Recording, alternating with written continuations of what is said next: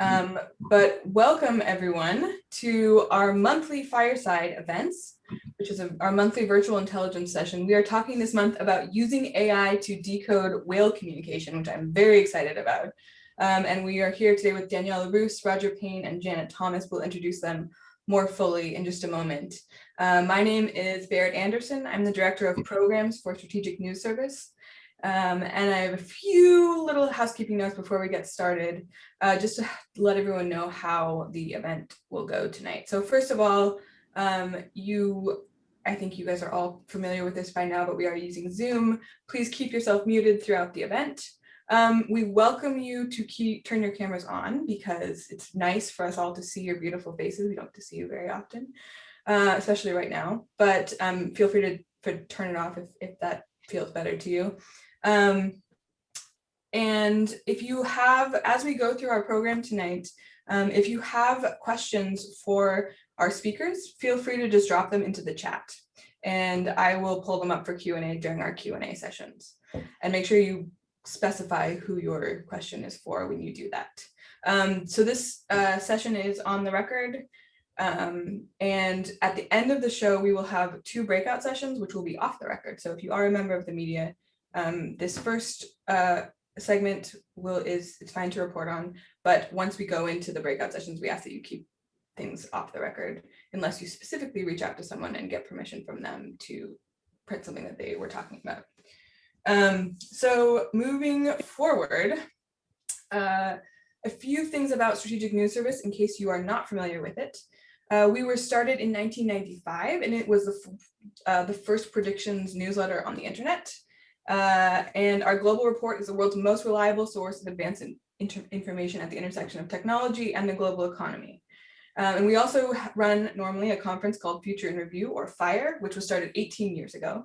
Clearly, that's not something that we can do at this exact moment, which is why we have launched this year this FiReSide series, which is a monthly virtual interactive intelligence session featuring breakthrough ideas from the brightest minds in technology, innovation, and economics. I want to take a minute to thank our event partners, without whom we would not be able to put on these incredible conversations.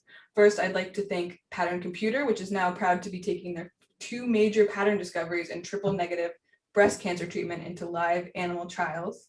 And our alliance partners who help us get the word out about these events, the Keiretsu Forum, the world's largest angel investor network, and the Technology Alliance Group, which promotes, educates, and advocates for technology businesses. So if you are interested in partnering with FiReSide in any way, feel free to reach out to me, Barrett at stratnews.com. That's BERIT at stratnews.com. And one note, we have so many amazing guests tonight that we wanted to give everyone a chance to just have kind of an informal hangout at the end. So we will be leaving the room open for a few extra minutes at the end of the show once we end, just so people can talk to each other.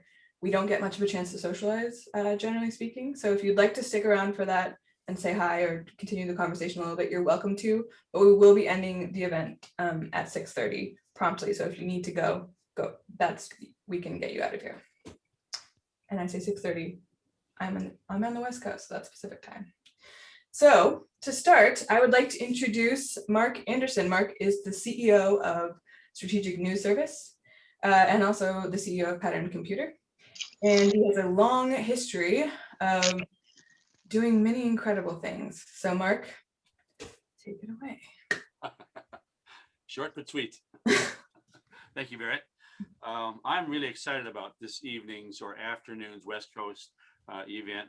Many of us on this call have been interested in whales and in animal communication and in AI for a long, long time, particularly about whales. And we have some great people to talk to today. We have great people in the audience. I'll come back to that in a little bit. But very, very exciting. Everyone involved is going to be terrific, and I'm going to learn more than any of the rest of you, I'm sure. So I'm personally excited about it. Our first guest is Janet Thomas, and Janet is a very long time friend of mine. She lives, as I do, on San Juan Island near in the Puget Sound area.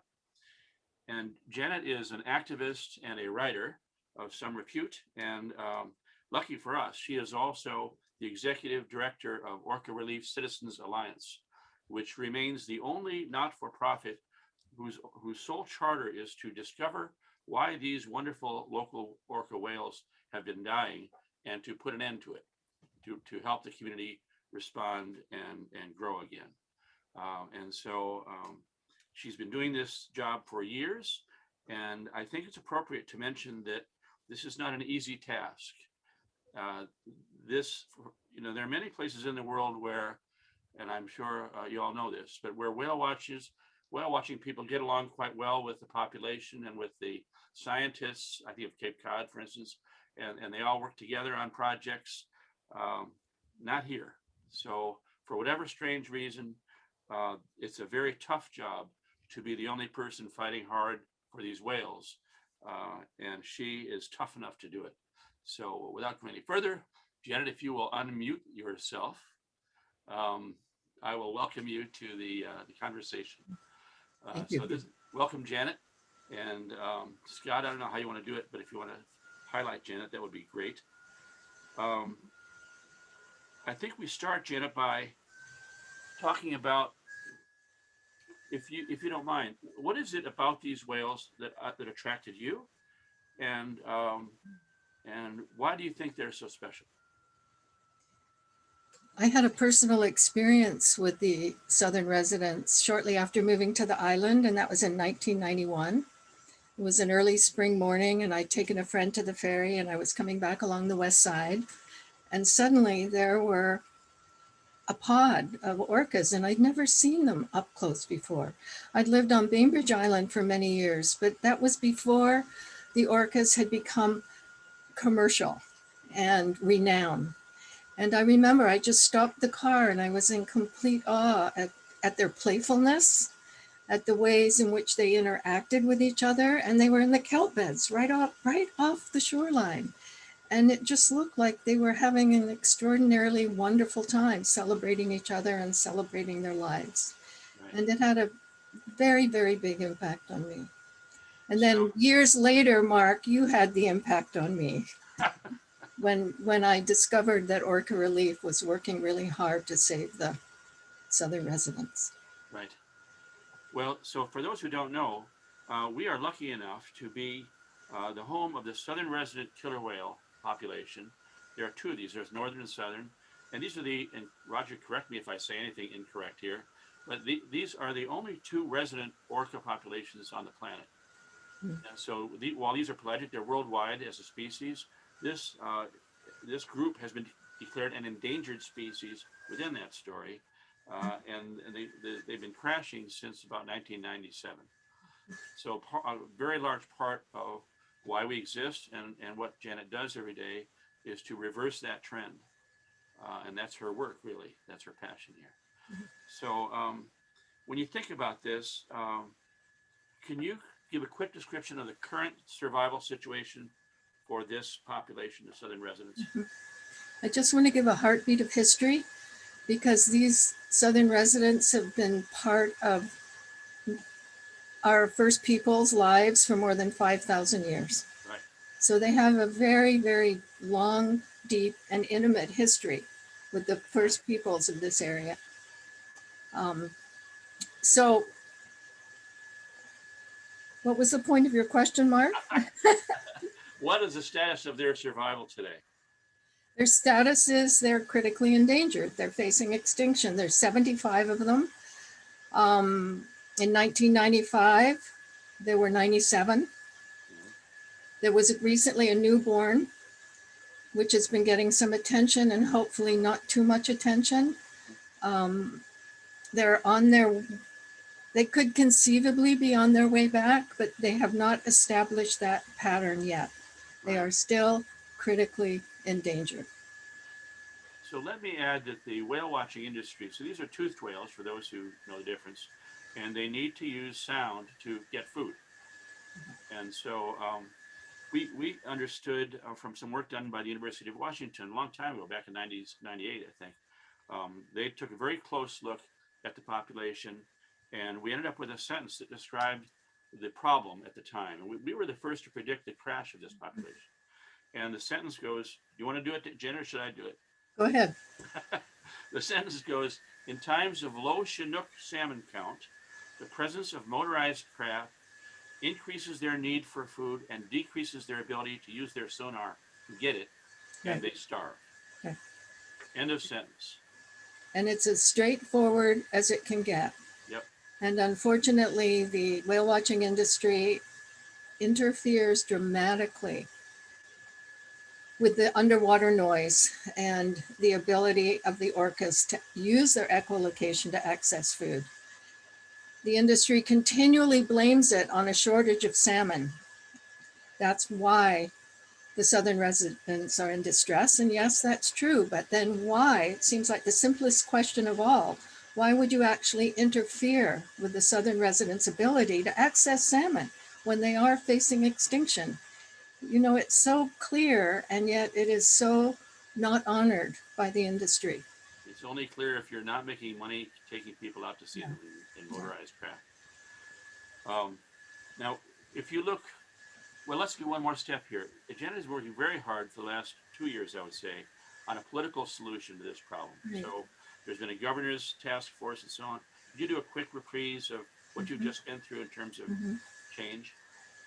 The governor's task force went on for about 1.5 years, covered the entire state, generated a tremendous amount of public participation, and came up of it, asked the Washington State Fish and Wildlife to come up with some licensing arrangements for the watching of whales, which they did, and it went into effect this month.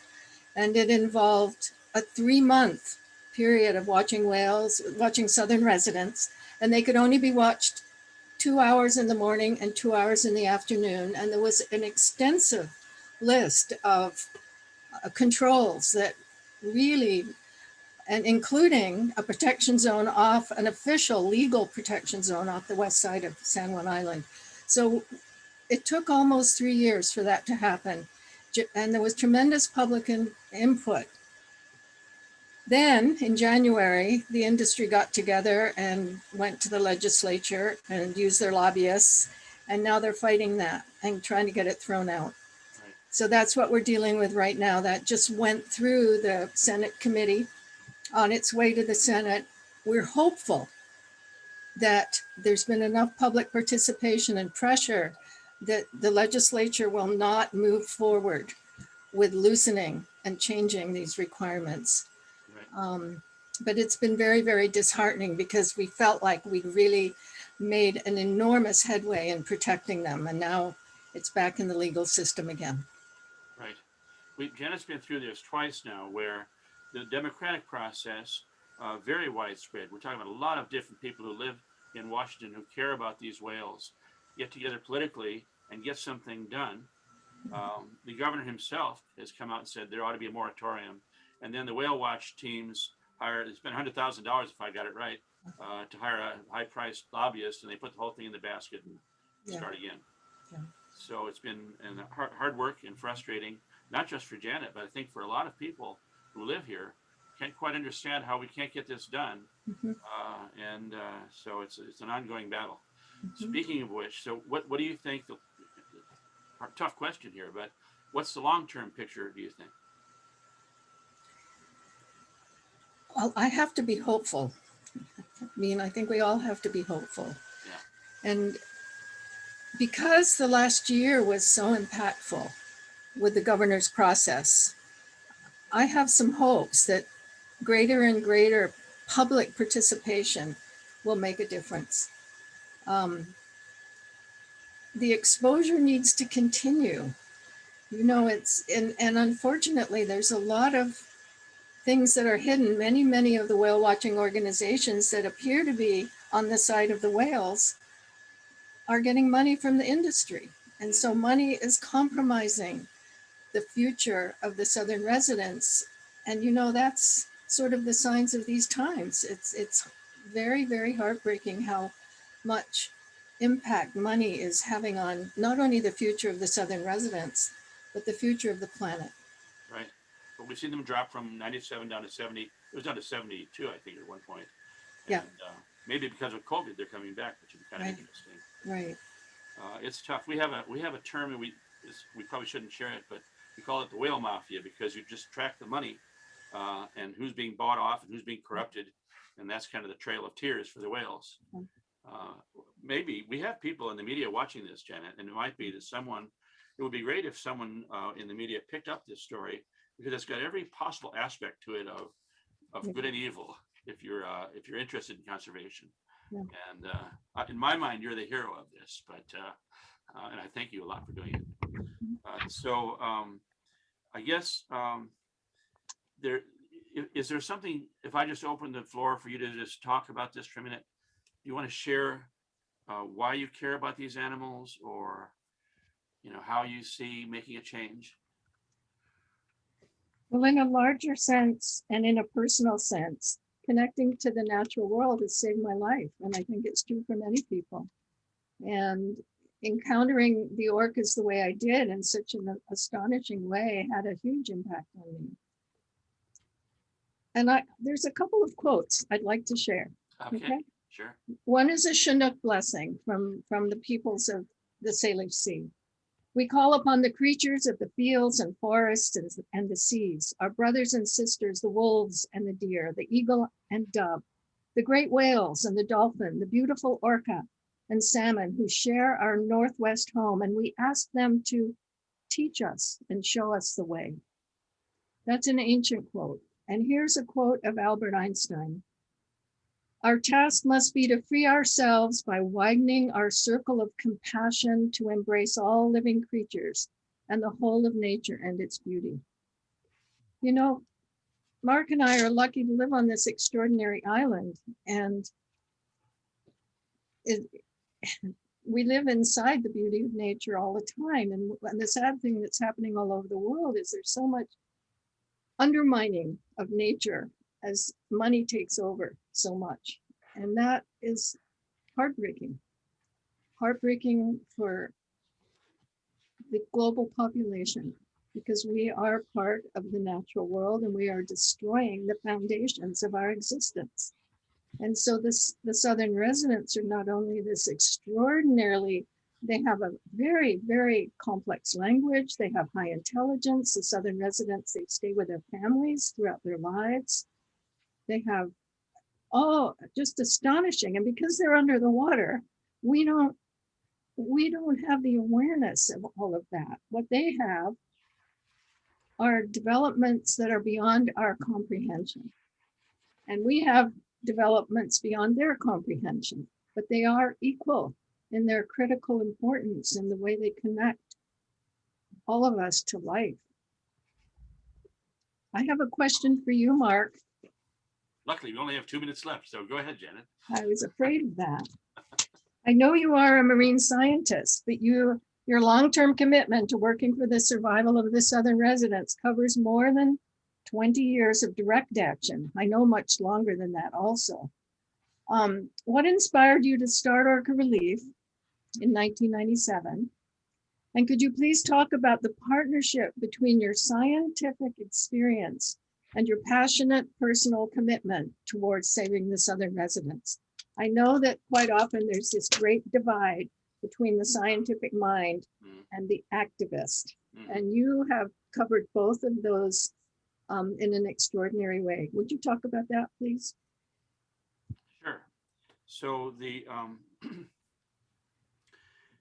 we began Orca Relief in 96, 97, because I had been to a meeting of naturalists at the end of the whale watching year at the Whale Museum, which I and 500 of my friends built a long time ago.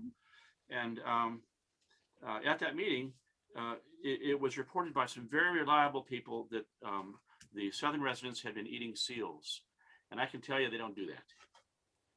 So it was a very strange moment in science for me, because it's just one of those things, in 20 years, I'd never heard of such a thing. They're called the fish eaters by the native people. They don't eat seals. And then 2 more things happened that were just really obvious. They went down and stayed at Dyes Inlet, which is a heavily populated, very busy area and full of boats and traffic, a place they wouldn't want to be. And they just sat there for about a month. And everyone was trying to make up games of why did they do that? Well, we finally figured out there was a very small fish hatchery up the creek. And so the final thing was their ribs were showing. So we figured out they were starving. And we started the orca relief because we realized they were going to crash. We couldn't get anybody interested in this. At the naturalist meeting, I said, look, you better set up a tripwire of sorts. So when this happens, when the crash happens, you can do something. But nobody was very concerned. So we started orca relief with money from SNS, actually tech people put the money in. And the idea was, we know a crash is coming, we better get ready. And it was a tongue-in-cheek joke because there was no need for relief when we made up the name. They were doing fine. And so orca relief was our way of putting a finger, a red line and saying we knew this was coming. So that's the answer to that question. And in terms of science, I've always been interested in whales, partly because this guy, Roger Payne, who wrote this book and who did this wonderful recording of humpback songs, he darn him, he got me totally pulled into it against my will, I might say. So I spent a lot of time studying whales, and I taught a course at UBC while I was taking trying to take my doctorate up there. I did another course, a Harvard course. And so I taught all over the place, and including here. And the main interest I had, everything you do, I was interested when I was at Hopkins at Stanford in their physiology, which is fascinating, how they do their diving.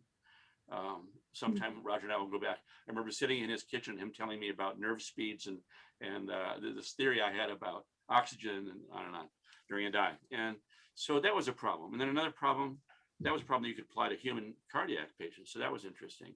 Another problem was their brains. These gigantic brains, obviously processing many bits per second.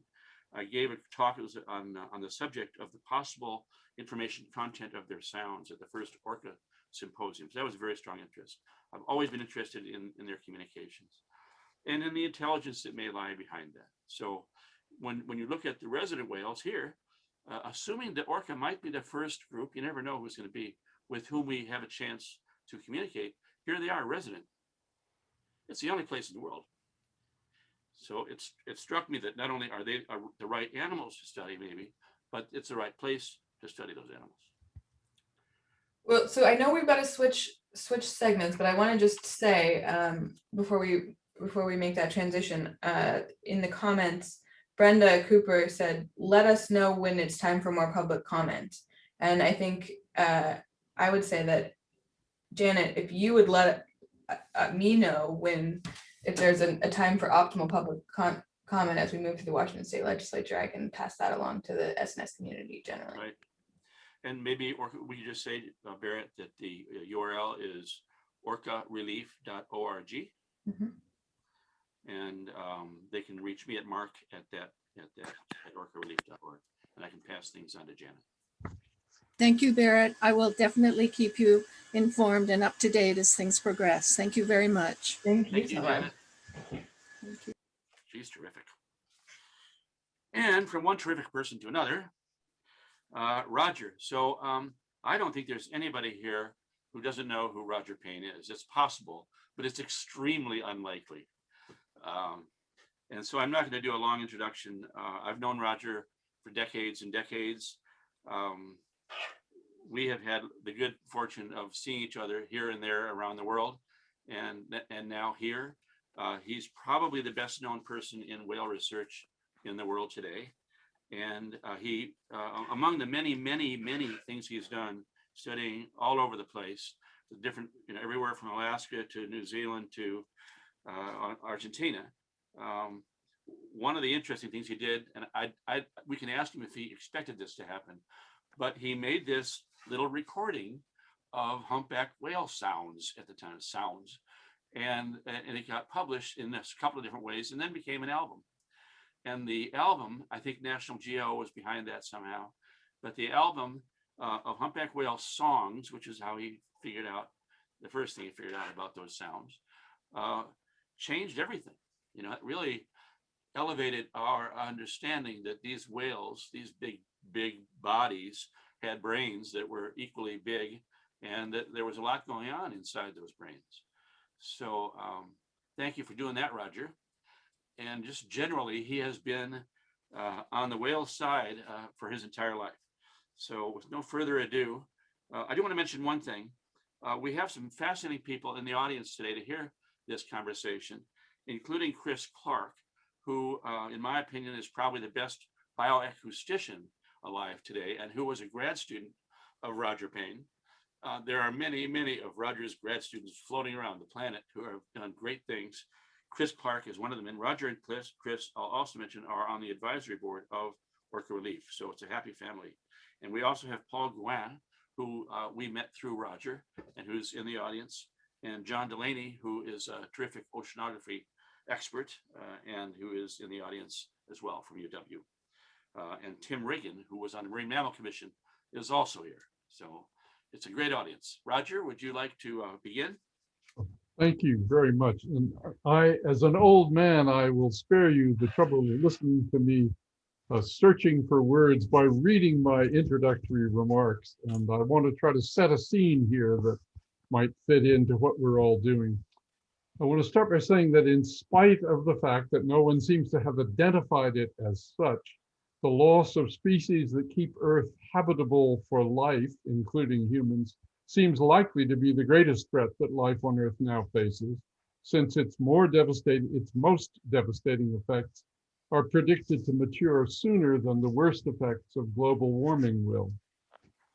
I want to start by asking us to consider an interesting question, which is, what is the most consequential? I'm underlining the word consequential, not the most groovy or interesting, the most consequential scientific discovery of the last 100 years. And I propose that it is not E equals MC squared or plate tectonics or the computer revolution or walking on the moon. It is, I believe, the realization that the survival of human species is utterly dependent on the survival of hundreds of other species with which we share the planet. We know a few of them, but far from all of them. Nor do we know all of the species on which the group of species most beneficial to us depends. And it's clear that our only hope, therefore, is to try to preserve all species while squarely facing the fact that if we fail, we have no future, as in none. It's also clear that there is no time for delay and that we must act at once. But how can we motivate and mobilize our fellow humans so that they may make preservation of all life their highest priority? I think the question is closest to asking, what are we humans willing to risk our lives for? What are we willing to die for? Well, our family is probably the primary one. Freedom is another. Our country, our flag, our honor, there are also others. Our religion, still more. However, the important thing about this list is that with the exception of the family, all the other things that we die for are concepts. They are not physical possessions that we can own, not the kinds of items that lend themselves to cost-benefit analyses, even when a valuable asset of fundamental value is about to be stolen. Very few people are willing to die defending clothing or food or house or car. In carjackings, the owner of the car usually gets out of the car and the carjacker drives it off. So let's put aside the dying part for a moment. That's the extreme case. Let's focus instead on the fact that the concepts we will die for, we will also fight for. We'll fight hard for and long for, even fight world wars for. Attackers are usually after tangible resources such as land or food or oil, whereas defenders are the ones who fight to defend concepts. But what is the practical value of concepts like freedom or country or flag or honor or religion? They are all inspirational. They are all concepts that inspire people to work. Antoine de Saint-Exupéry, the author of The Little Prince, put it this way: if you want to build a ship, don't drum up the men to gather wood, divide up the work, and give orders. Instead, teach them to yearn for the vast and endless sea. The Catholic Church realized the power of inspiration long ago. They built cathedrals. Has anyone before or since built structures more inspiring? And note, by the way, you were hearing this from an avowed atheist. Furthermore, once inside a cathedral, you hear a message in a dead language, Latin. They attached the greatest composers to write music for their spectacularly echoing spaces. Cathedrals are also, uh, I mean, they also have attracted great composers. What we need is something equally or more inspirational to get people working harder than they ever have to stop the destruction of non-human species. And to achieve that, we need something inspirational enough to move them to enlist their help, their action, and their energy. If we understood what animals were saying to each other, what they were communicating, what occupied their thoughts, what they loved, feared, desired, avoided, were intrigued by, no matter how simple that turned out to be, if we could, in other words, communicate with them, the public might be moved enough to engineer an end to the threat posed by continuing to lose species at the current unprecedented rate. That is why it is impossible, I believe, to overstate the potential that learning to communicate with animals could have in inspiring global action by people everywhere. Back in the 1960s, consciousness triggered the Save the Whales movement.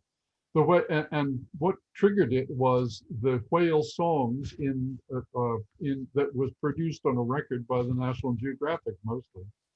Many say that the success of that was one of the major things that inspired the global conservation movement.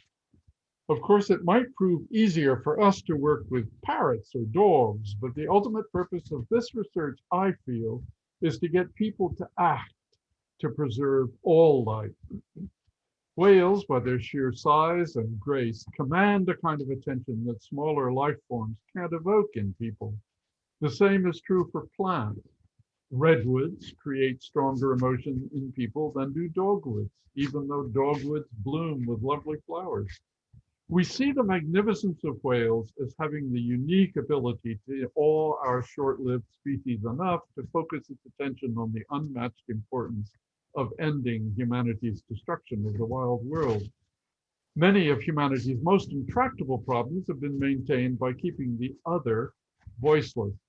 The ultimate other, the most oppressed of all the voiceless, are non-humans. By giving whales a voice, we would wield a powerful tool to help change the world and save ourselves into the bargain. As with any massive injustice, the effects on the victors are as dire as they are on the vanquished. In this case, they are worse because we are destroying the life forms on which our species' future is utterly dependent. The life forms that keep the world habitable for us and for all life. This point teaches us that unless we start responding to the needs of the voiceless, we have no future. We won't make it. We'll destroy the very life that enables us to live. We can expect criticism for some quarters for, quote, spending time and treasure on translating whale speak when the needs of humans come before the needs of animals, end quote. But the reason humanity finds itself in this present crisis is because we have always put the needs of humans before the needs of the rest of life. It is a fatal blindness. It is our lethal flaw. It's finally apparent that throughout our long primate history, we've been totally dependent on nature to keep the world habitable and to provide food. But now, owing to the mischief of which we have become recently capable, we totally interdepend with nature and must either keep their partnership alive or lose our own existence, and with it, much of the rest of multicellular life, I fear. It's a process reminiscent of the truism that whoever can destroy a deal controls that deal. As I see it, we must change our ways now so we can continue enjoying the best deal that any species has ever encountered, being one of a small number of advanced life forms on a strikingly beautiful and productive planet. By its ability to inspire, achieving communication with whales would be a bold step towards creating a path to that goal. I have one more thing I just want to quickly note. For Mark and Daniela and me, I suspect that one of the more in sort of irritating aspects of the COVID-19 pandemic is the wrenches it keeps throwing into the smooth operation of everybody's projects and programs, ours included. For example, 3 times in the past 2 months, it has forced us to postpone announcing a rather stunning development that concerns tonight's topic, while our lawyers are speaking with their lawyers. As a result, there may be moments tonight when Daniela and I have to implore your understanding and patience when we give incomplete answers to one of your questions. However, thanks to Mark's long interest in and activism on behalf of whales and Janet's as well, he and I have been friends for 30 plus years, and from its very start, I have loved the organization that he and his family have built. Therefore, I'm confident that I'm speaking for Mark and Daniela as well as for myself when I say that I wish we could tell you more about that very exciting disclosure agreement, development, that I'm referring to. However, we're under a disclosure agreement and must therefore give some answers that will only tiptoe around the edges of some of your questions. However, please be assured that my long friendship with Mark means that I'll be keeping him up to date as well as I possibly can, and knowing him, he'll have SNS get the word out fast. Absolutely will. Absolutely will. Thanks. Yeah, and as a matter of fact, I talked with Daniela about this yesterday. This thing of which we shall not speak, when you've made some traction, further traction, we'll have you guys come back and update us at that time. Lovely. Yeah. Great. Good. We're there. Okay. Well, so thank you, Roger. The structure of this this part of the day is that Roger was going to talk for a little bit, and I think we'll have Daniela. I'll introduce her now, and then she'll talk for a little bit and show us some interesting movies, and then we'll have a general interview. So with no further ado, I'd like to introduce Daniela, and if you are able to unmute, that would be great. Because Daniela is in the AI world, I'm going to be a little more precise about her background so that people know. Daniela serves as director of the Toyota-CSAIL Joint Research Center, whose focus is the advancement of AI research and its applications to intelligent vehicles. She is a MITRE Senior Visiting Fellow, a USA Expert Member for Global Partnerships in AI, a member of the Board of Advisors for Scientific American, a member of the Defense Innovation Board, and a member of several other boards of technical companies. And she's, of course, a lot of this stuff happens at MIT. So very exciting to have you, Daniela. And I don't see you, but I know you're there. I'm here. There you are. Good. Thank you very much, Mark. So I am a professor of electrical engineering and computer science, and my research area is robotics, artificial intelligence, and machine learning, broadly construed. And so I'm a technologist. But back in 2007, I was at a MacArthur Fellows meeting, and Roger was talking about his whales. And he was talking with so much passion, so much love. He was playing these incredible sounds. I was absolutely mesmerized. I had never met Roger before, but after his talk, I went to Roger and I said, "What can I do to help you?" And Roger had many ideas. So he said, "Well, my dear, you know, I'm engaged in this important census study of whales, and I have this rock in Argentina where I go for 3 months of the year with paper and pencil, and I see who comes by, and we've done this for 40 years. We've learned so much." And so I thought, well, what about a robot? Can't we help you, Roger, with a robot? And Roger said, yes, a robot would be great. But even better, could you make me a capsule that we could attach to a whale so that I could dive with a whale and really experience what it's like to be a whale? And so I thought, I don't know about that. Maybe I can make you a robot, but I'm not sure about the capsule. And so that's how my collaboration and friendship with Roger started. And now here we are, some 14 years later. We've had a number of results. I want to give you a preview. But before we get into talking about AI and what AI can do for animal studies and for conservation, I want to tell you where it came from, because you can't really understand AI unless you know a little bit about how it came about. And so just picture this. It is 1956. The world looks very different than today, especially in technology. And a young MIT professor by the name Marvin Minsky decides at some point to gather his friends, and off they go to the woods of New Hampshire, where they spend a month hiking, talking, no doubt drinking wine, and discussing what are the most profound questions in science.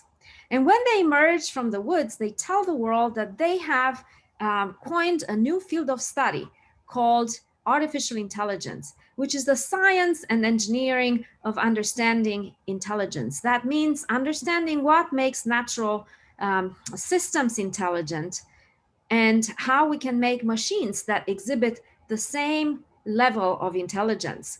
And in other words, the question was, can we make machines that see like humans, communicate like humans, learn like humans, play games like humans? And so since 1956, my laboratory, the laboratory I lead at MIT, which is the Computer Science and Artificial Intelligence Laboratory, has been engaged in advancing the field of AI, what it can accomplish. And we are now at an extraordinary point in technology, both with the development of robotic systems, machine learning systems, and AI systems. And I would like to just take a minute to show you a little bit about how all of that has come about in some pictures. So I would just like to show you, can you see my screen? Yes. Yeah, so I would just like to show you how this all started and where we are now. And so picture this, we are on Peninsula Valdez. It's August 24th, 2009. The world has not seen drones. The world has not heard about robots that could fly in the air. And but here we are with Roger and a robot that we designed especially to help Roger with a census well study.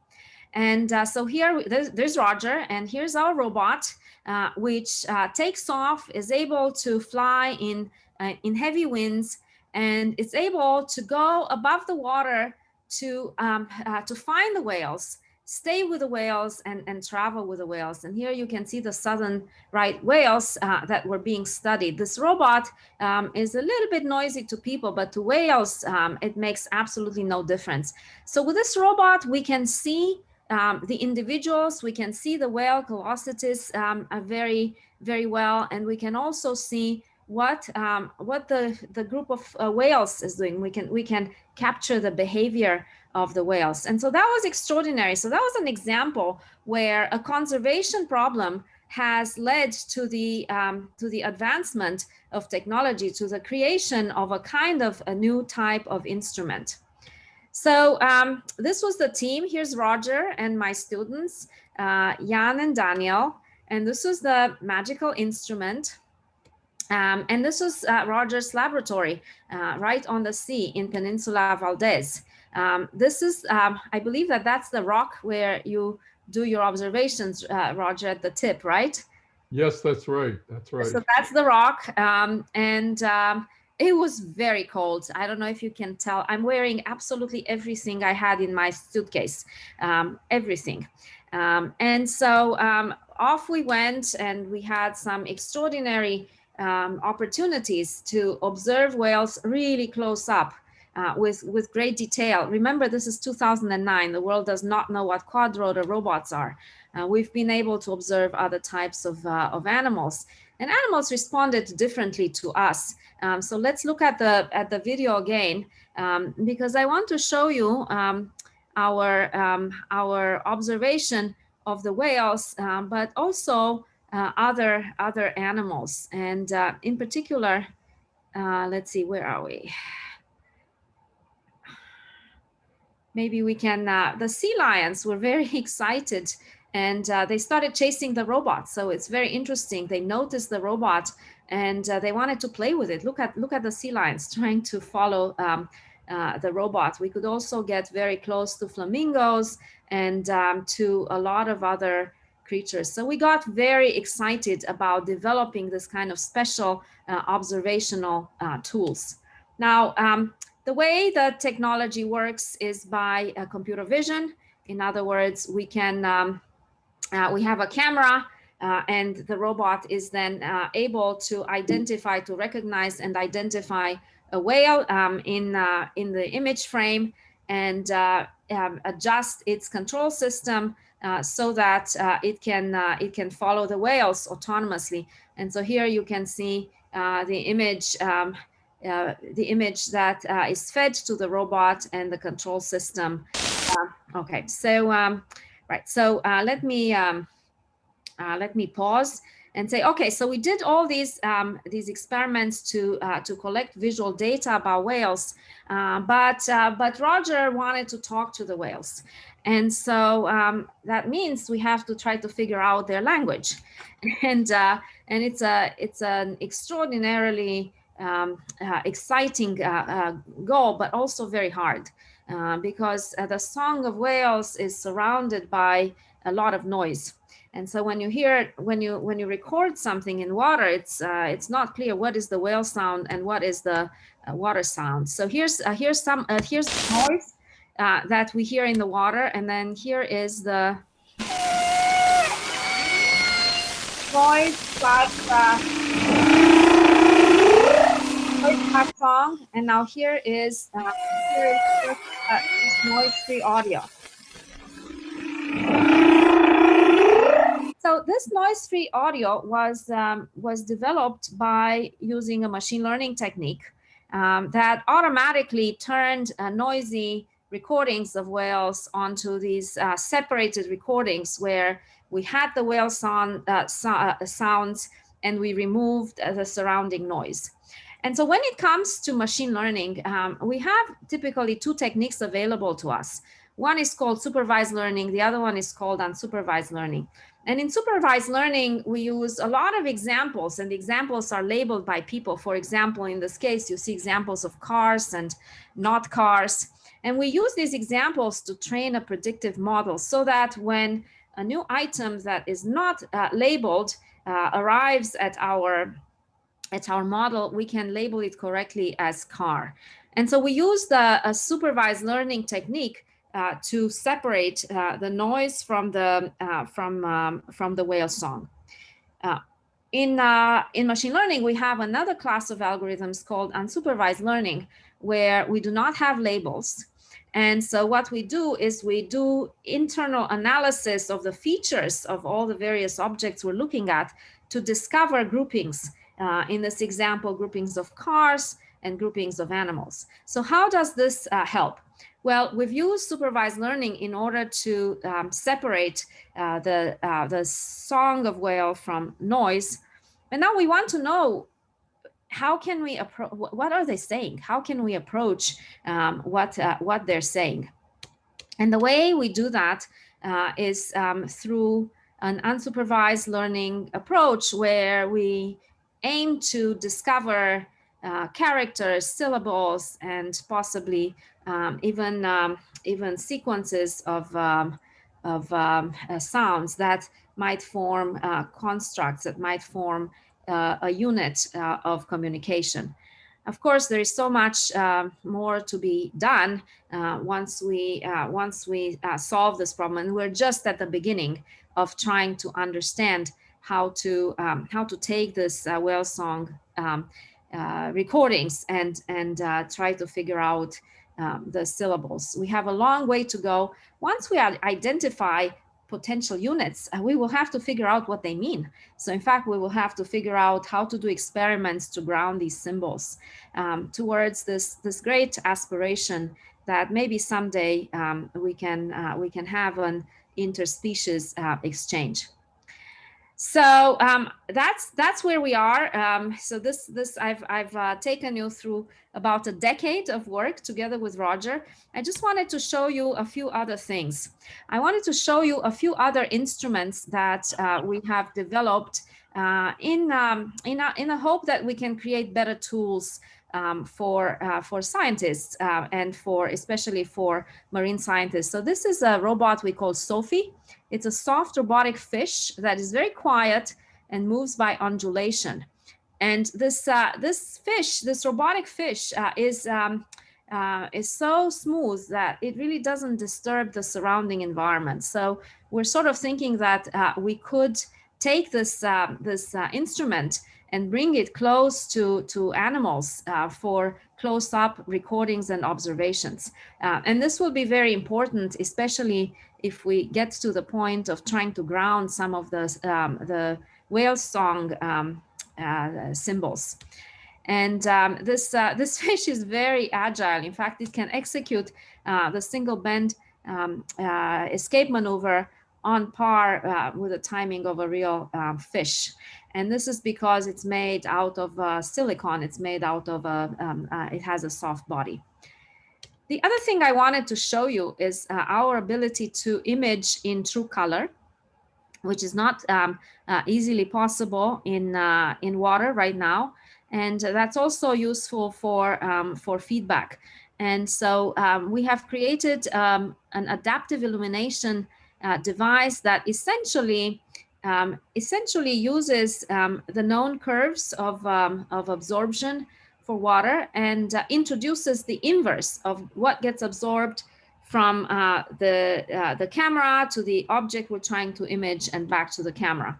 And so this is the concept. You know what you want to image. You introduce the inverse of what the water absorbs, and then you get true color images. And so here you can see a few images that were taken with our color preserving system, and also with some of the state-of-the-art that uses white light strobes.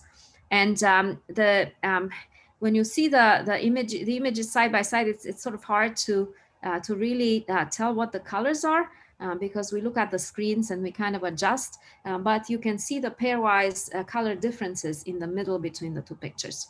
And so with this, I'm going to stop sharing my screen and just say that Roger has inspired me to think about both new instruments that could help with all these important conservation studies, but also with new AI techniques that would be targeted to study to try to decipher the language of animals, including whales. Perfect. Thank you. Very nice. So now we're at the general conversation. And I think with your permission, Daniela, I'm going to jump back to Roger for a minute because I think maybe a natural flow here would be look a little bit more at the biology and then come back to the AI.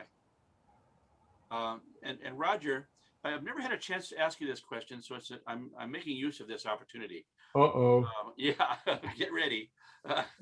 You know, we've all talked in our work about intelligence and how do you measure it.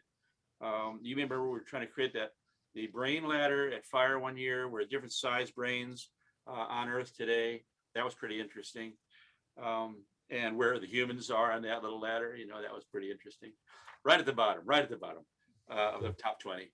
But in all, you've done so much work with so many types of whales that I think you have a unique perspective and maybe ability to answer this question. And that is, there are many people who have talked about, you know, seeing the whale eye, like when the right whale turns on its side and you see the whale looks at you, or a humpback whale, you know, in Hawaii.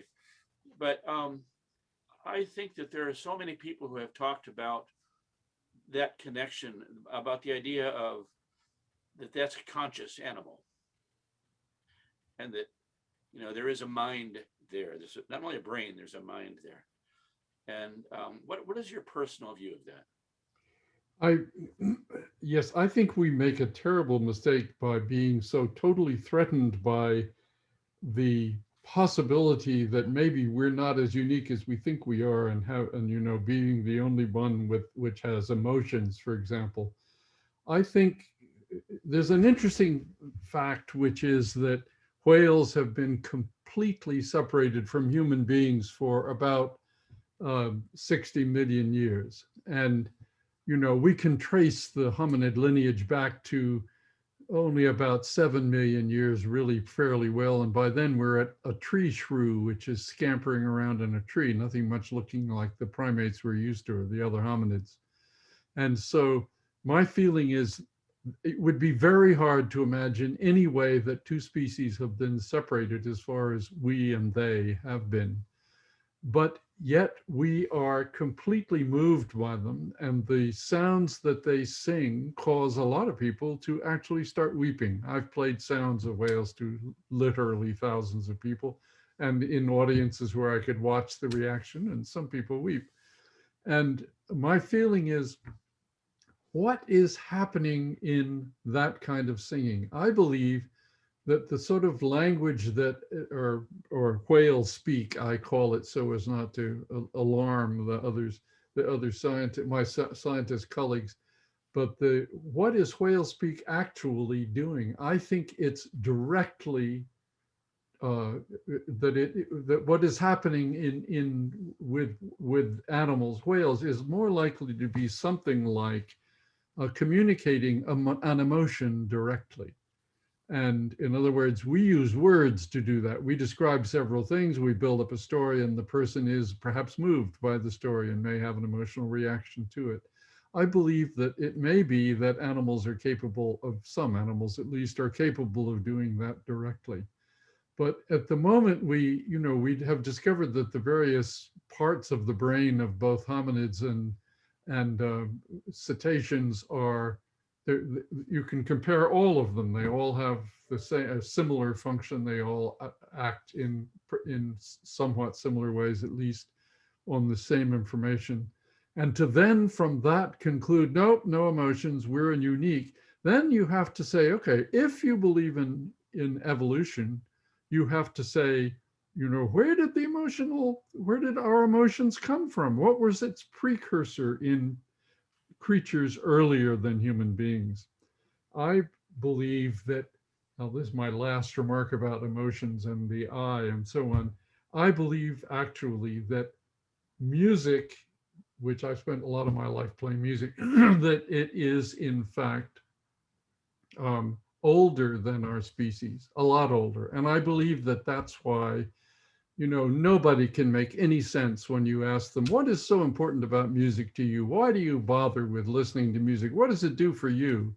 And the answers are always have to be vague. And I think that is probably because it is so old that it is handled mostly or largely in our ancient lizard brain, our brain, which is largely unconsciousness.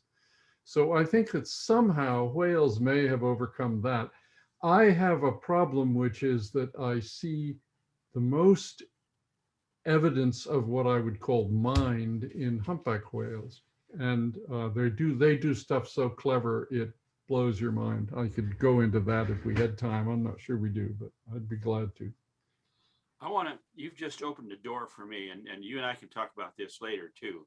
But with the groups unable to stop me permission, I've been thinking a lot about music, Roger, and the human brain.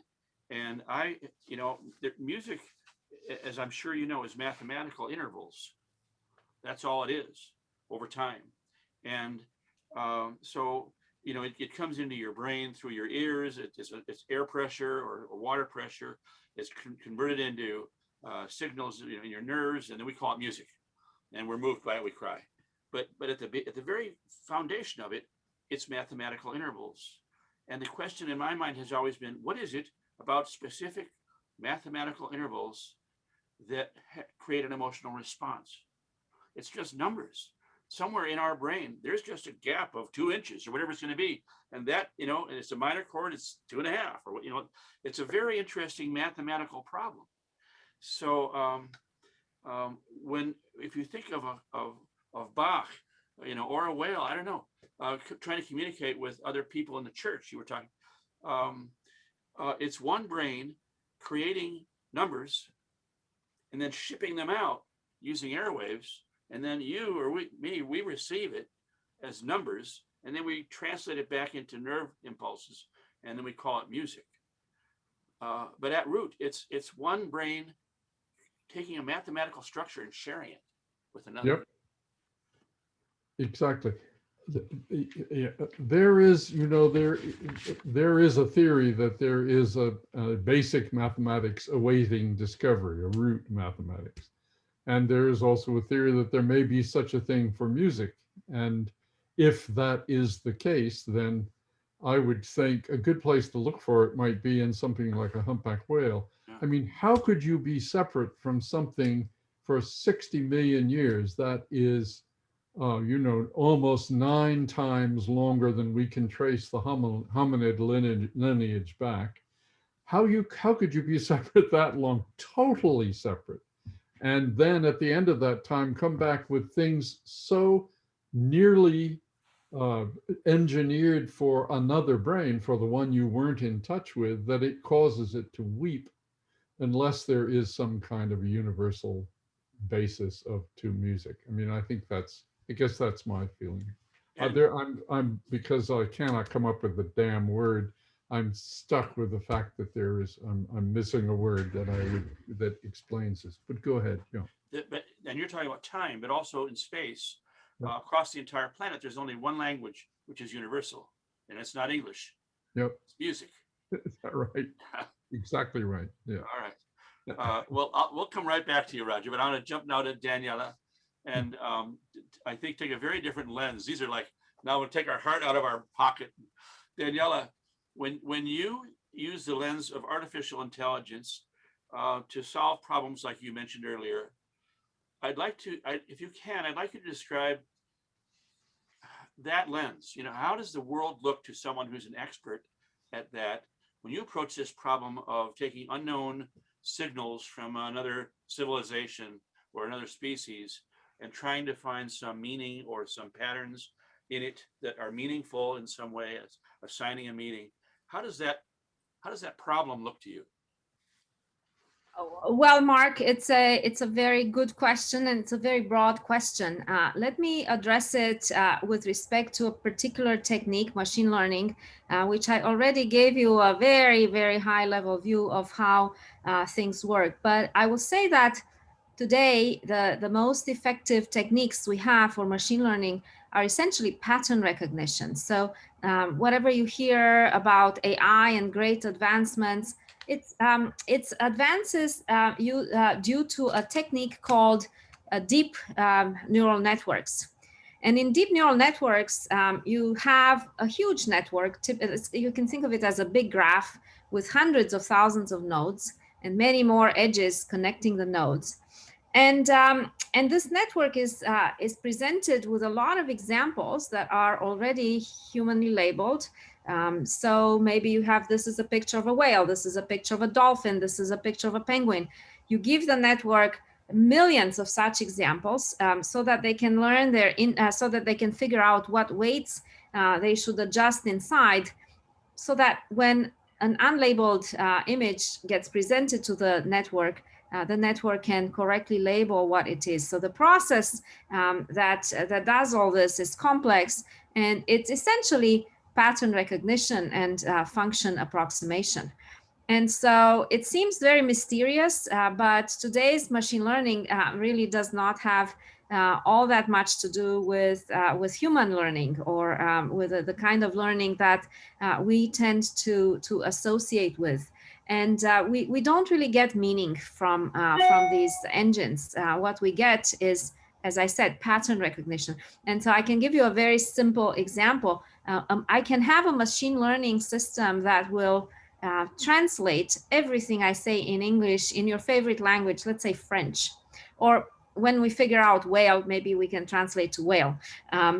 Okay, but that system will not know at all what I'm saying. So I could have a system really map my words onto French words or whale words, and that process will be done correctly, but the semantics will just not be there.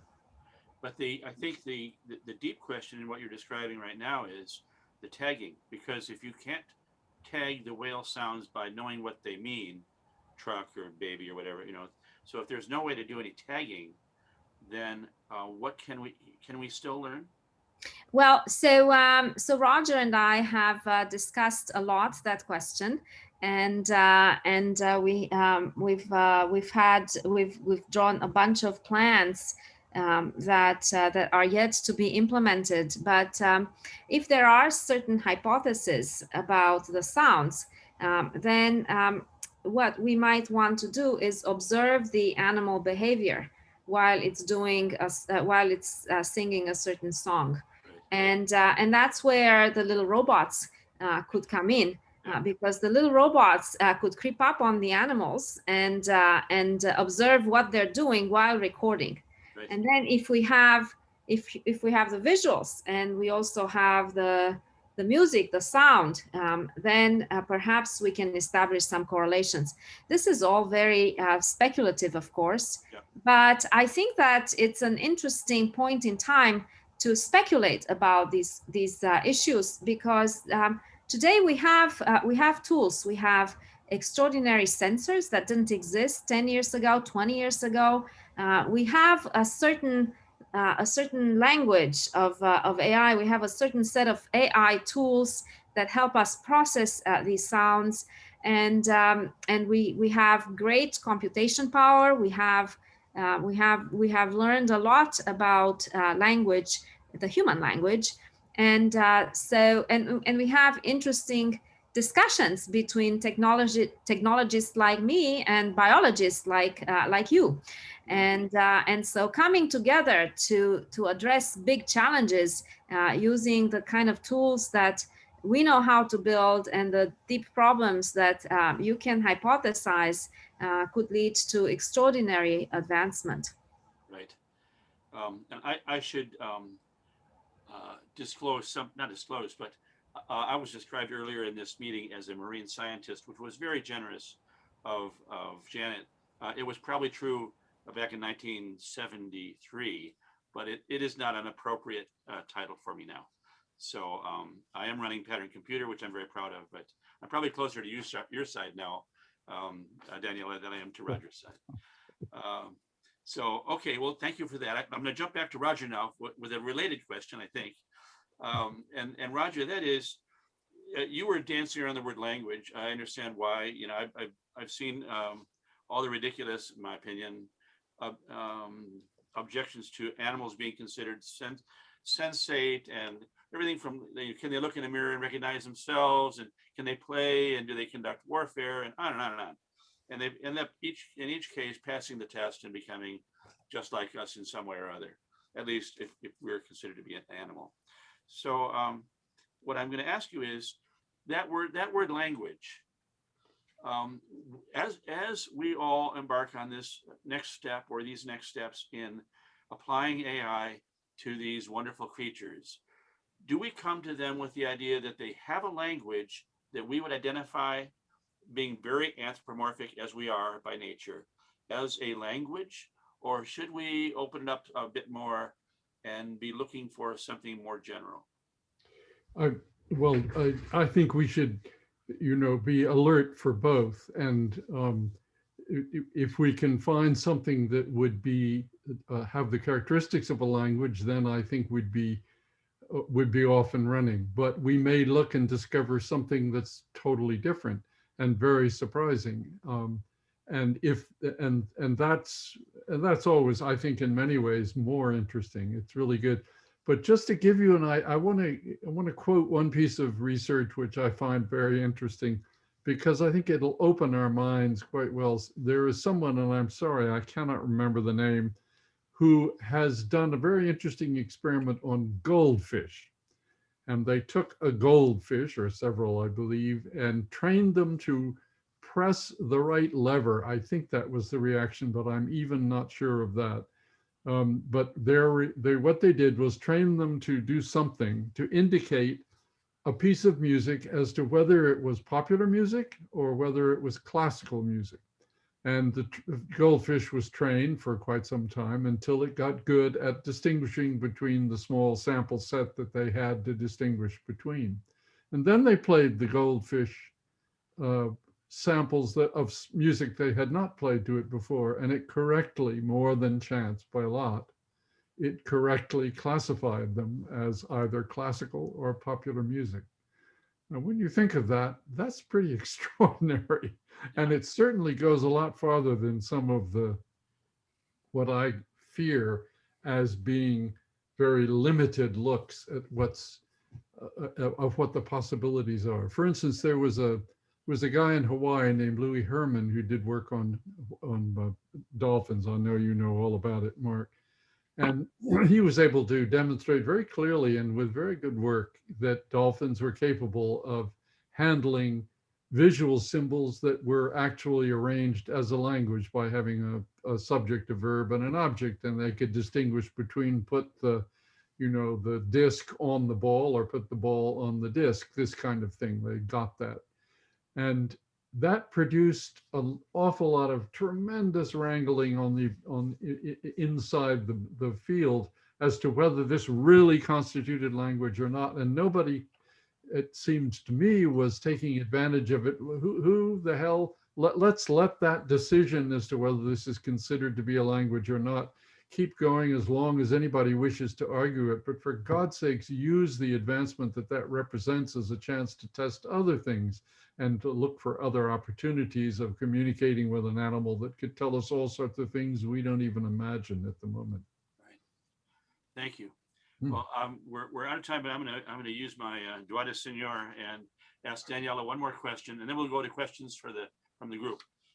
So Daniela, from a technical, and I wanted to say, Roger, again, those are mathematical data sets being exchanged with the goldfish. That's right. Daniela, when you look at this from the AI perspective, you're at the bleeding edge of that. What excites you technically about this kind of work? What, not just talking to whales, but is there a technical side to this that you find really exciting?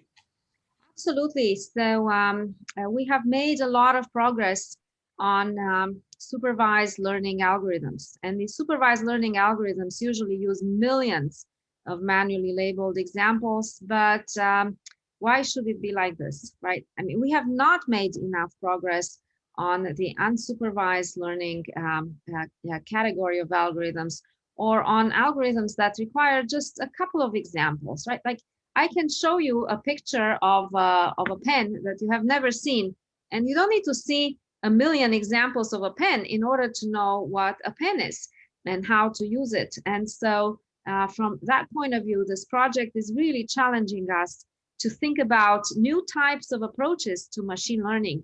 And that is that is extraordinarily important, because right now the greatest successes of AI and machine learning are due to a technology that is really decades old, but it has been empowered by computation and by the availability of data. And we really need new ideas, because otherwise we're going to be plowing the same field and the work will get increasingly more incremental. And so this problem is challenging us to push the boundaries on algorithms. But there's much more than that. I am extraordinarily fascinated by the possibility of simultaneously developing the science and the engineering of intelligence. And I think that we don't really understand natural intelligence.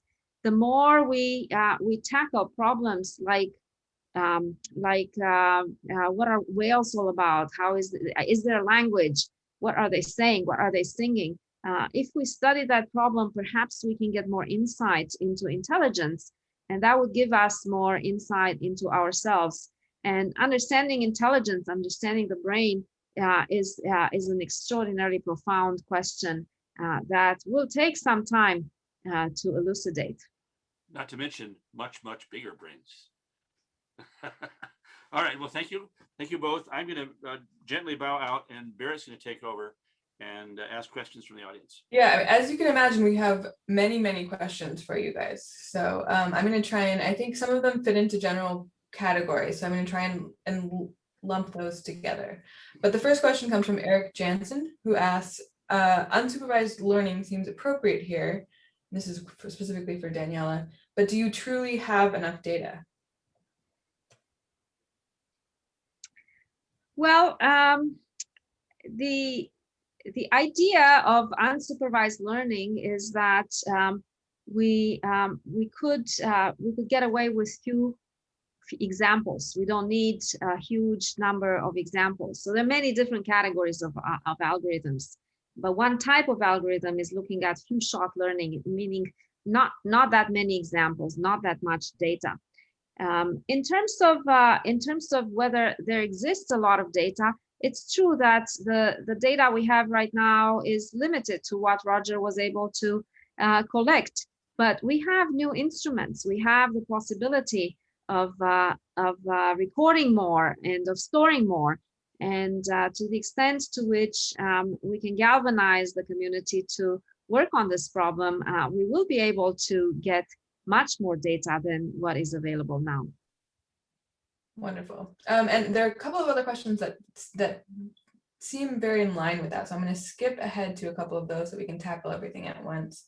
But Raleigh Cole asked, how does one correct for the singing in the shower problem, where the sounds may have almost nothing to do with the activity?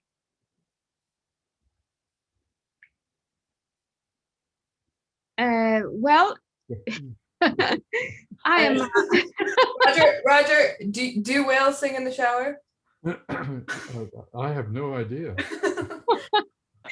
I mean, it's interesting. Our results so far are simple, but also important in the sense that we have been able to train a machine learning engine to separate the true whale song from the true whale sound from the ambient environment. So by that token, we can take the singing in the shower and eliminate the sound of the shower so that you get just the song.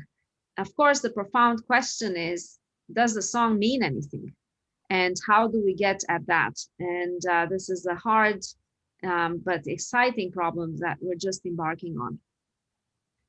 And so on a similar note, Mark Prensky asks, is connecting sounds with doing the same thing as connecting them with thinking? I think. Well, that's absolutely a very good question. And honestly, I don't know. I think that Roger is in a much better place to answer that question. But building our understanding ground up, we are at a point where we understand that these are the sounds, perhaps these are the units. We don't really know how the units combine in words, and we don't know what those words mean, but perhaps we can glean into a few actions. So even if we don't know the entire vocabulary, perhaps we can learn a few things. Just like when you go to a foreign country, maybe you learn how to order in a restaurant because that's a good place to start. And so we will see what we uncover. But all of these are under hypothesis, and we don't have the answers to these hypotheses yet. Yeah. But it's exciting to think about the questions. It's very exciting. Clearly, everyone in this room finds it exciting. Can I jump in for a minute? Yeah. We know that you can use AI or something like AI to detect what makes a pop human song, a successful human song, pop human song, without any other piece to it. And therefore, it might be possible, Daniela or Roger, that we could learn what makes a great humpback whale song, for instance, and create one without ever knowing what we're doing. What it means. So one time, I asked Roger some time back, I don't know if you remember this, Roger, but I asked Roger, what do you think they're saying to each other? So if you were to speculate, what do you think they're saying? And Roger said, well, maybe they're telling each other about food, or maybe they are telling about the weather, or maybe they are talking about what they're going to do next. And so all of these ideas are so speculative. We really need to develop some rigorous experimental approaches so that we can begin to get experimental answers.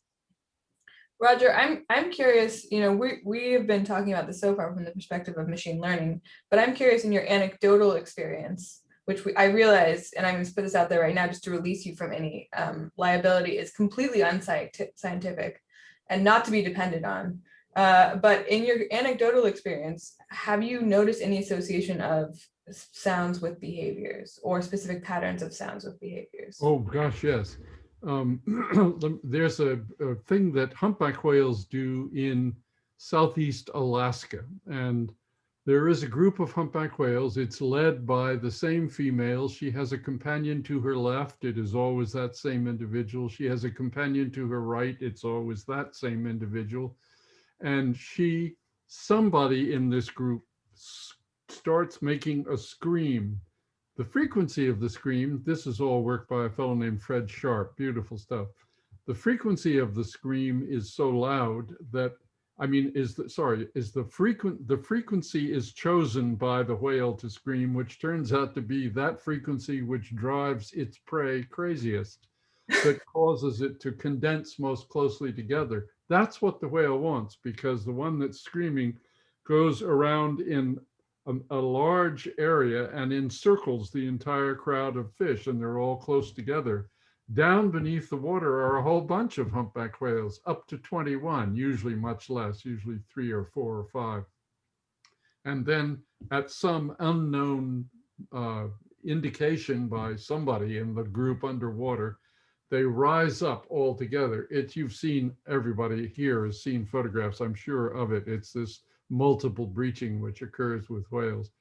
Now, it turns out I studied that a lot in Alaska many years ago. And I began to realize that when the whales are releasing bubbles, they also make bubble net. This net of bubbles is chosen for the particular species that the whale is after. And there is some evidence, quite good evidence, I feel, that they select bubble size differently depending upon what group of fish are in this particular net. And if it's one, and this bubble size means that the net has kind of the equivalent of a different mesh depending upon what it's catching. The fascinating part of all that, the really fascinating one, the one that is very stimulating, I think, is the fact that these whales are actually, as far as anybody knows, the only group in the world doing that behavior. There may be another one. There's been a proposed other one, which I think, yeah, well, maybe. But these particular whales have somehow invented that all on their own, no problem. And what you'd say, yes, but maybe they're doing it all over the world and people haven't noticed. And the answer is unlikely. There are now groups completely around the world studying humpback whales. And humpback whales have a small, finite number of places where they assemble in the winter. This always takes place in the winter. And every damn one of them has a group of people now studying it. So my feeling is, no, this probably is at least one of the very, very few groups, if it's not the only group, which is doing that kind of behavior. That's as anecdotal as I can get.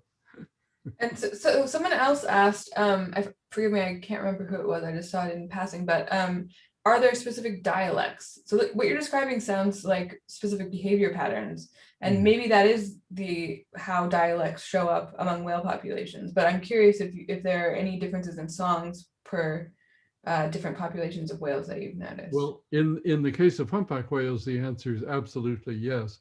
There are different songs throughout in different oceans. Each ocean has its own song, except the Pacific seems to have a couple of songs. And what I think is happening is that there is that whales are imitating each other. And if this is now, I'm into work that was done by my former wife, Katie Payne, who did beautiful stuff on whales. And what she and others with her showed was the fact that whales not only change their songs all the time, that they in fact also employ rhyme in songs. Huh. Realize that if I was speaking to you in some language, Navajo, let's say, of which you don't know a single word, you would nevertheless know if I was speaking poetry, because you would hear rhythmic beats that then had very similar sounds at their ends. And that takes place with whales. And they maintain the rhyme. When they change one part of the song, they may keep it. And the other thing that's most interesting about it is that they employ rhyme when, in fact, the song is very complex, because as they change songs, the songs sometimes get quite simple, maybe only 3 or 4 phrases that are different. Whereas when they are very complex, they get up to you know, 6, 8, 10 different phrases sometimes. Then they have rhyme. The old troubadours who used to have to recite entire epics from memory used. Sounds like I was going to say it sounds like a mnemonic device. Mnemonic device, exactly right, is to remember difficult stuff. And my suspicion is that may in fact be something that whales are doing. But it's this kind of stuff that makes me believe that humpback whales show a lot of evidence of mind. And that's just the beginning. There's a lot of other things they do. That's fascinating. So a question related to that that comes from Rick Lefebvre, and which kind of gets back into once you understand a little bit more about whale communication. So Rick says the next step is to start assigning some kind of meaning to the syllables that emerge from the whale discourse. What are the ideas on how to tease out that meaning? So we talked a little bit about behavior. Are there other considerations that are going into thinking about how to identify? I think Daniela can make much more sense out of that than I can. Well, yeah, as I said, because this is very much ongoing work, we can't detail too many aspects of it. But besides behavior, we might see whether we can anchor some behaviors, and then see if we could fill in the missing pieces by some kind of an inductive reasoning technique. Look, I mean, it's all speculation because we haven't done any of this yet, but we have great plans to proceed. Yeah. So, okay. Rick, Is it possible for anybody else to talk? Yes. Well, the idea is to type your letters, your questions into the chat, but we'll, and we're gonna have breakouts where you can talk too. Could I make a special request? Chris, I would like for you to talk. We would love to hear from Chris you. Clark, yeah, and I'd love to hear what Chris has to say. Well, thank you very much.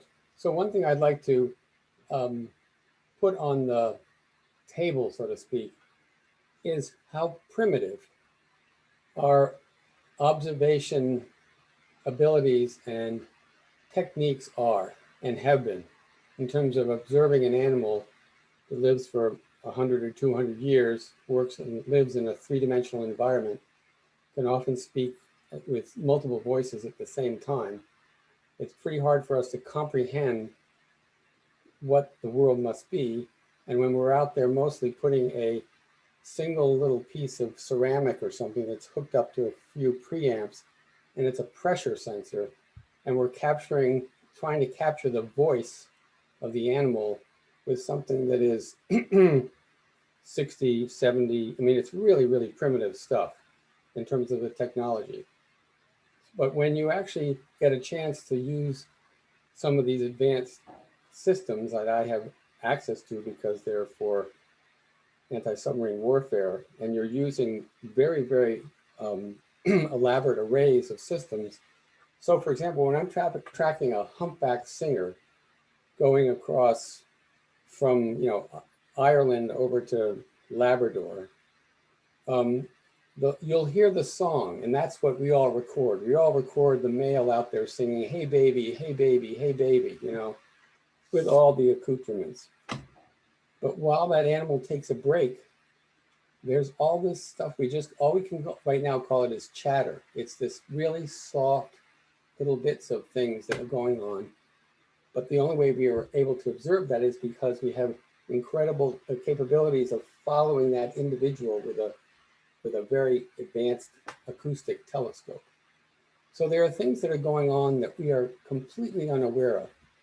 And we have a very simplistic view of what these animals are doing with their voices and their minds. Because all of you have to think, imagine that your eyes can see about a foot in front of your face.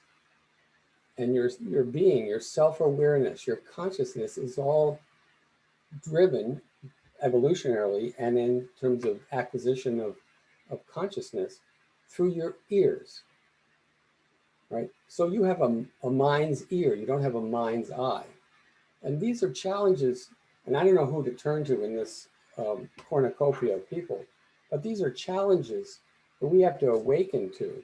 That it's, if we use the traditional steps of logic of thinking of the way I was trained as a scientist or whatever it is, if we use those same pathways, we'll just end up in the same cul-de-sacs. So we really need to break the molds of the way we conceive of thinking about, language. And yes, Mark, we know we can go into mud pits and tar pits of language, of are they speaking, are they blah, blah, blah, right? You gotta remember that this animal mind, and to try and impose our constraints and our filters as to what makes them intelligent or not intelligent and what are they saying, is not only arrogant, but it blocks our ability to actually get through this barrier of self-consciousness. I don't know if I'm explaining anything that makes any difference, but it's like, you know, if we read all the old papers, it's like, it's pre-Darwinian almost. It's just like, it's like so primitive. And we need to, Daniela, we need to have people working with you, but coming from multidisciplinary approaches, right? Some of them, you don't even want to have them be trained in physics, right? Maybe mathematics, but you know, somehow because the human minds are so flexible and so incredibly capable of synthesis and, you know, saltatory consciousness behavior, that those are the kinds of people you want to get in the same room. It's like when the first time I took some students who were in music composition and they wanted to use some of the tools that we use for visualizing sounds. And all I did is I just put them in a room and I said, here's a whole bunch of whales. I didn't tell them whether they were songs or whatever they were. They heard the music right away, right? It's like, oh, okay. You'd never heard that before, but you immediately identified it with music and they were emotional about it. But it wasn't as though they were hearing language. It wasn't as though the animal was speaking to them. It was the emotive vector that was getting into through their consciousness. That's what I think of as a direct emotional communication, Chris, just that kind of thing. Anyway, sorry to interject. No, We appreciate you interjecting. thank you, Chris. No better person to interject on such a topic. We are humbled. So we are just about to switch over to breakouts, at which point we will have many more opportunities to talk about these issues. But I want to give Daniela and Roger one last chance, each of you, if you have any final comments before we move on. I find what Chris had to say super direct and incredibly valuable.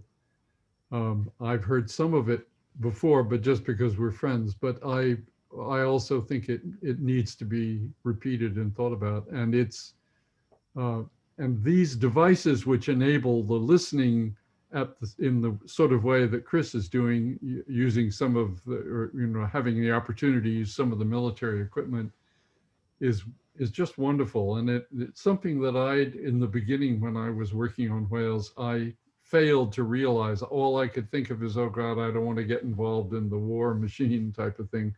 But Chris took it and really turned it into something of value. And that's been, I think, one of the biggest steps. Chris is now, as I always say, Chris has gone so far ahead of me, I can't even see him anymore. He vanished across the horizon. and it's great. Thank you, Roger. Daniela? So from my point of view, I am super interested in understanding how we can help conserve the biodiversity of our planet. And these conversations and friendships with biologists are very inspiring. We can build technology. Through these conversations, we can better understand what technology to build, what is really most useful to help solve real problems at the core of biology and of conservation. And even one step beyond that, understanding natural intelligence is a very profound and important question. And so through developing the tools that can be deployed to better understand whales and other animals we could get better understanding of what makes them intelligent, of their societies, of some of the things that Chris mentioned. And there are a lot of technologists who can contribute, and we are available and we want to help. For that question, Daniela, before we depart, there was one question from someone who said, I'm a programmer, I would love to contribute to this project. Is there a way for people who are interested in doing more with you and Roger to reach out to you and let you know of their interest? Do drop me an email, and we can see what the interest is. I mean, ultimately, imagine if we can create an underwater observatory where a lot of data and a lot of interesting phenomena come to us to explore, to understand, to analyze. I think that we could use a lot of programmers, a lot of researchers to look at this data and help figure out what it means. So I have, as a kid, I really enjoyed Jules Verne books, and I also enjoyed the movies of Jacques Cousteau. And I am very excited about the possibility of building my own underwater observatory. And but if you build it, then there is all this data that will need the help of the community to make sense of. That's a really good idea, by the way. Yeah, I was going to say, I think we have someone on this call who's also working on an underwater observatory. All right, so we're going to switch over to breakouts. Daniela and Roger, thank you both so much for being here. This is a fascinating conversation. I know this community itself has been following this trajectory for a very long time and would love to contribute and help in whatever way we can. So if there are specific technical needs that you arise as you move forward, please feel free to reach out to us and let us know, and we can put the call out to the broader SNS membership. Wonderful. That's the most dangerous offer you've ever made, Barrett. Sincere. Thank you both so much for being here today. It was amazing to hear from you.